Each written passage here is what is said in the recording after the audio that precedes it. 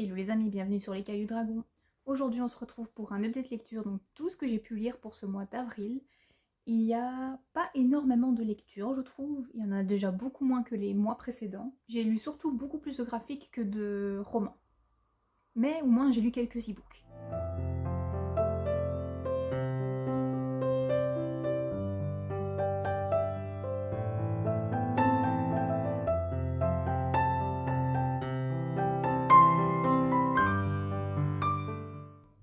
J'ai lu au moins 7 mangas.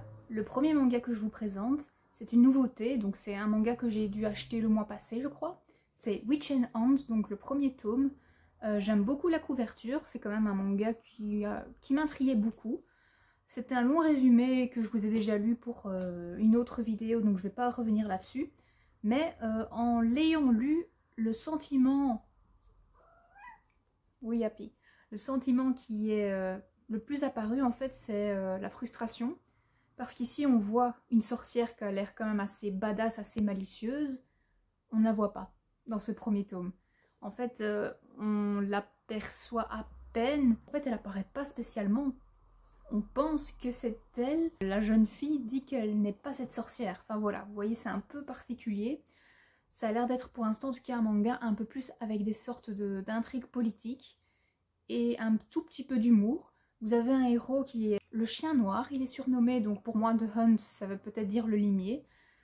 Donc, Witch and Hunt, voilà, c'est chasseur et limier. Dans cette aventure, en fait, vous allez avoir notre héros qui s'appelle Rollo, qui est surnommé le chien noir, parce que c'est une sorte d'assassin, qui est très connu. Et en fait, il va recevoir comme mission par son maître de convaincre à rejoindre leur rang différentes sorcières, il y en a au moins 7. Et en fait, ces sorcières ont l'air d'être assez connues parce que vous avez par exemple la sorcière de l'Ouest, donc celle dans Wicked par exemple, la sorcière verte on dirait. Vous en avez une des sucreries, une qui a l'air d'être dans le monde de Blanche-Neige. Enfin, vous voyez, il y a l'air d'avoir des sorcières assez connues. Et il va essayer en fait sûrement de les combattre et alors qu'elles viennent dans son camp. Je n'en sais pas plus parce que comme je vous ai dit dans ce premier tome, c'est juste des intrigues politiques et c'est tout. Il n'y a vraiment pas grand chose. Donc pour l'instant c'est très difficile de m'en faire un avis. Je suis quand même un peu curieuse de voir si ce deuxième tome va un peu plus rentrer dans l'histoire et un peu plus dans la profondeur, si on peut dire, de cet univers qui a quand même l'air assez sympa, même si ici dans ce premier tome il a été à peine esquissé. Ensuite dans mes lectures manga, j'ai continué avec Dandadan, le numéro 16.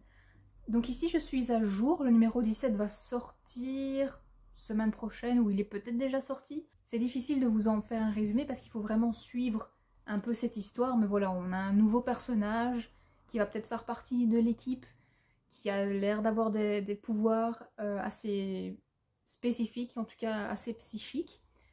Et je sais pas vous en dire plus, mais en tout cas j'aime toujours autant. Je suis quand même curieuse de voir la suite, ou en tout cas aussi en animé. Là par contre, un manga que j'ai vraiment beaucoup apprécié comme à chaque fois, c'est Dark Gathering. Ici vous avez le numéro 7. On continue toujours un peu dans les enquêtes paranormales si vous voulez, mais c'est vraiment de plus en plus horrifique et j'aime vraiment beaucoup. Les planches dedans, elles sont vraiment très chouettes. Je vais essayer de vous en trouver une. Par exemple ici vous avez le héros qui a l'air d'être en très mauvaise posture avec derrière lui une entité. Enfin voilà, c'est vraiment trop chouette comme histoire. Et je suis vraiment très curieuse de continuer à pouvoir découvrir la suite parce que je pense que ça va être une très grande saga. Et enfin, les derniers mangas que j'ai lus ici pour ce mois d'avril, ce sont les tomes 11, 12, 13 et 14 de Nina du Royaume des Étoiles. Donc ici vous avez le tome 11, le 12e, le 13e et le 14e. J'aime cette histoire, je trouve qu'elle a de plus en plus de profondeur. Et maintenant, on voit un peu plus quel est l'élément magique, si vous voulez, dans cette histoire. Donc ça vaut quand même pas mal la peine. Au niveau de l'histoire, on va dire, d'amour, elle est mise en pause, si vous voulez. Et ici, on essaye surtout d'être un peu plus avec notre héroïne et de voir comment est-ce qu'elle va évoluer et comment elle va pouvoir se dépêtrer de ses problèmes, si vous voulez. Parce que ce qui lui arrive, c'est quand même assez grave. Et il y a l'air d'avoir enfin un protagoniste, j'ai même envie de dire un antagoniste dans cette histoire, qui a l'air très intéressant. Et moi directement je l'ai vu, malgré son visage d'ange, que c'était un méchant, ou une méchante. Et sincèrement, ça a l'air, c'est de mieux en mieux je trouve. tant mieux parce que voilà, 14 tomes quand même, ça fait quand même pas mal d'argent pour cette petite saga maintenant. Mais c'est chouette, sincèrement c'est très très chouette. Le seul roman ici que je vais vous présenter vraiment en format papier, c'était la lecture commune du mois d'avril, c'est Plein ciel de Cycle Weilban, il me semble. Je vous avoue que j'ai toujours du mal à bien trouver le... Oui, c'est ça, Weilban. C'est un one-shot, c'est une fantaisie. J'ai un petit peu du mal à bien pouvoir la définir parce que c'est assez baroque, déjanté, plein de mouvements. C'est assez particulier. Au niveau de mon ressenti de lecture, ça a été très compliqué parce que c'était... En fait, il y avait énormément d'éléments à aborder. Déjà dans les premières pages, j'ai envie de dire peut-être les 100... on va dire les 100 premières pages, vous avez énormément de personnages, énormément de mouvements, d'actions, un nouveau lieu. En fait, vous avez tout intégré parce que c'est vraiment un monde à part et j'ai eu beaucoup de mal. Je pense qu'à la fin de ma lecture, de toute façon, je n'ai pas compris Je n'ai pas tout compris. Je n'ai pas toutes les infos. Pour vous dire, il y a un personnage qui est le love interest, je n'ai pas compris au final son pouvoir. Non, j'ai vraiment pas compris. J'ai entendu énormément de bons échos de ce livre, je peux les comprendre, mais je ne les partage pas. Ce n'a pas été une mauvaise lecture, mais j'ai du mal à me définir, parce que je pense que c'est peut-être un livre qu'il va falloir relire, ou alors peut-être pouvoir en parler avec d'autres personnes qui l'ont lu. Je vais même avoir du mal en fait à résumer ce roman, parce que c'est un monde qui a été fracturé, j'ai envie de dire. Un monde où... Ouais... Où en fait tout se passe sur une île, qui est en fait l'île de la Nébuleuse. Et en fait sur cette île vous avez les grands pouvoirs, vraiment l'autorité qui est faite par l'opéra, qui est en soi vraiment un opéra, mais qui fait aussi la pluie et le beau temps si vous voulez. Et toutes les personnes en fait quasiment travaillent pour cet opéra. Et très souvent, en fait, les gens qui ont des pouvoirs sont en lien avec cet opéra. Donc vous avez le pouvoir, je sais pas, d'agrandir les cils, d'utiliser des rubans, de confectionner certains costumes. Enfin voilà, c'est très particulier. Notre héroïne est albinos et ce n'est pas dit tel quel, mais en tout cas on comprend très bien dans cette histoire que tous les personnages sont de couleur. Et justement, il n'apprécie pas les personnes comme elle, qui sont blanches de peau. Et donc notre héroïne, qui a cette particularité, elle va quand même faire ses débuts plus ou moins dans la société, si vous voulez. Et au bout d'un moment, elle va travailler dans ce fameux opéra plein ciel. Et il va y avoir énormément d'intrigues politiques, oui et non, mais en tout cas beaucoup d'intrigues, beaucoup de complots. Et je vous dis, c'est très particulier. La plume est assez sympa, mais parfois trop longue, beaucoup trop de descriptions. Et parfois j'ai quand même vu qu'il y avait aussi beaucoup de répétitions. Et parfois de mots qu'on n'utilise plus tellement, du style croquignolet. C'est sûrement pour dire une sorte de petit ruban, enfin vous voyez, c'est ce genre de choses. Mais c'est quand même un univers qui est très très riche. Et je trouve qu'au niveau des divinités, parce qu'on en apprend par après qu'il y a des sortes de divinités, c'est ça qui m'intéressait quand même le plus, mais ça n'a pas été plus abordé que ça malheureusement. Et certains personnages ont au final eu une très grande importance, mais j'aurais voulu en savoir un peu plus sur eux. Enfin voilà, c'était particulier. À un certain moment, vous avez une histoire d'amour, mais voilà, pour moi, elle m'a pas transcendée du tout, elle allait même un petit peu trop vite. Donc voilà, pour moi, c'était une bonne lecture, mais trop longue. J'ai pas tout compris et un peu frustrant par rapport à ça. Donc, je suis mitigée. Durant le mois, en fait, j'ai lu aussi un autre livre, disons que je l'ai débuté, et ici j'en suis à la moitié maintenant. Donc c'est Le Chant des Cavalières. Vu que je sortais de ma lecture de Plein ciel, qui était quand même vachement compliquée, j'ai directement enchaîné avec celui-ci, et pour l'instant je l'ai mis en pause, je vais le reprendre ici pour le mois de mai. Mais parce qu'ici aussi c'est une plume qui est quand même assez descriptive, assez lente, il se passe pas énormément de choses. Donc je vous avoue que je l'ai commencé, j'en suis plus presque qu'à la moitié on va dire. Mais voilà, je l'ai mis en pause pour ce mois d'avril et je vous en dirai plus pour le mois de mai très certainement. Donc voilà, juste pour dire que je l'ai commencé.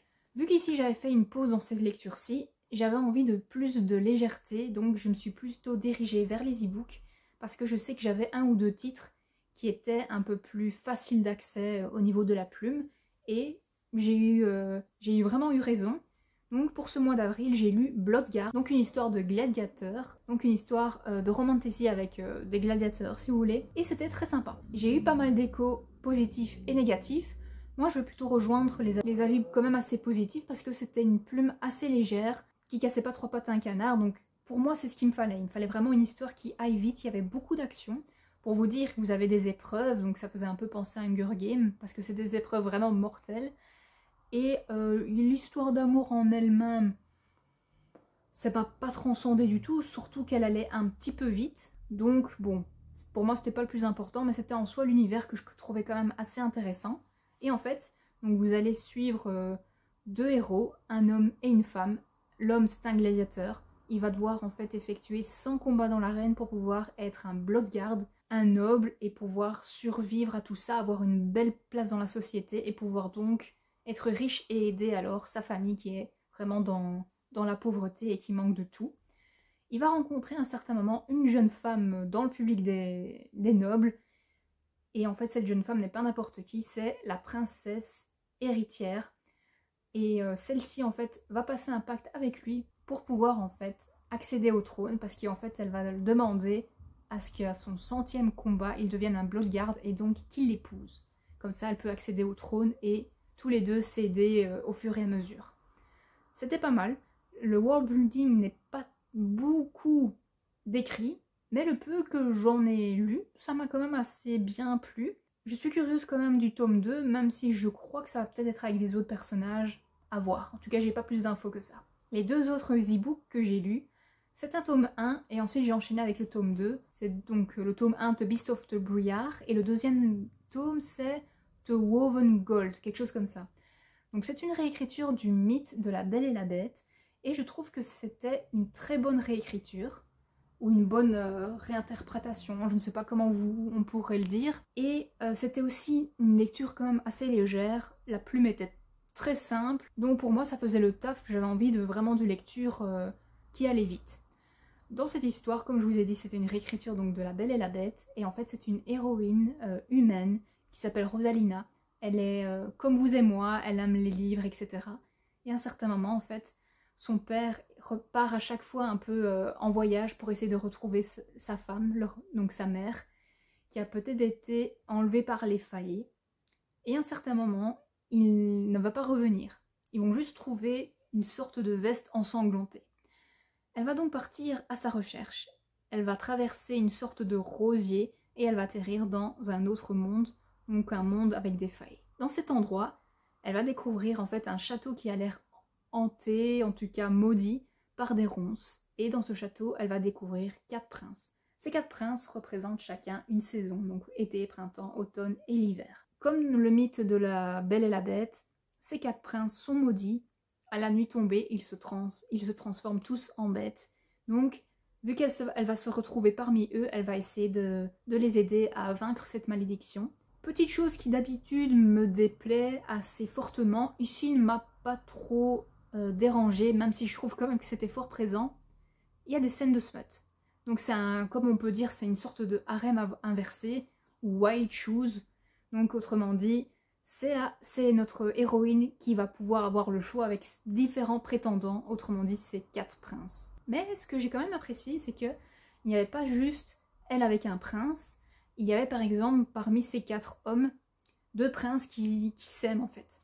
Ils sont amants déjà de base, donc je trouve que ça changeait un peu de pouvoir en plus avoir différents POV. Ça je trouvais quand même assez sympa. J'ai bien aimé également que ces 4 princes étaient bien représentés dans leurs différents royaumes, déjà physiquement, au niveau de leur pouvoir et aussi de leur caractère. Je trouvais ça quand même assez sympa. Et on en apprend un petit peu plus au fur et à mesure sur notre héroïne. Je vous avoue que je m'en doutais depuis le début que notre héroïne n'était pas vraiment n'importe qui et qu'elle avait certaines particularités. Je ne vais pas en dire plus et je n'ai pas envie de vous spoiler, mais voilà, à la fin de la lecture de ce tome 2, on a plus ou moins la réponse et je m'en doutais.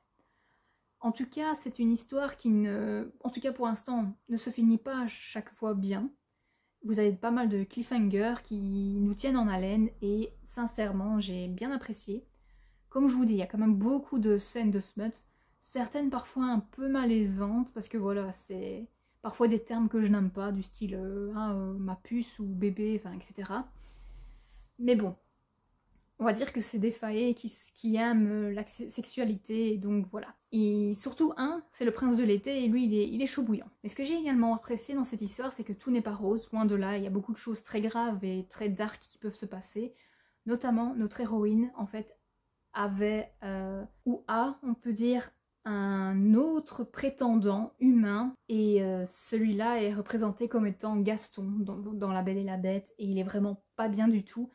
Enfin, disons que c'est un amour toxique. Vous allez très vite le comprendre parce que l'héroïne en est très marquée, et elle en a même très peur de cet homme, donc voilà. Ça va à un certain moment évoluer, ça va...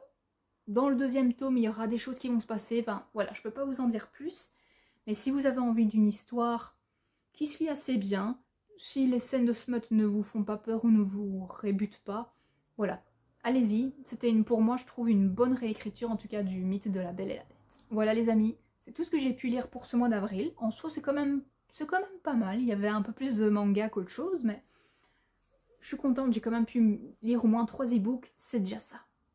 Si vous les avez lus également, n'hésitez pas à me donner votre retour. Et si vous avez peut-être au moins une bonne lecture que vous avez effectuée pour ce mois d'avril, dites-la moi en commentaire. On va voir si je l'ai déjà lue ou si j'ai envie de la découvrir. Sur ce les amis, ce sera tout pour cette vidéo. On se retrouve la semaine prochaine. Je vous souhaite une bonne semaine et une bonne semaine de lecture.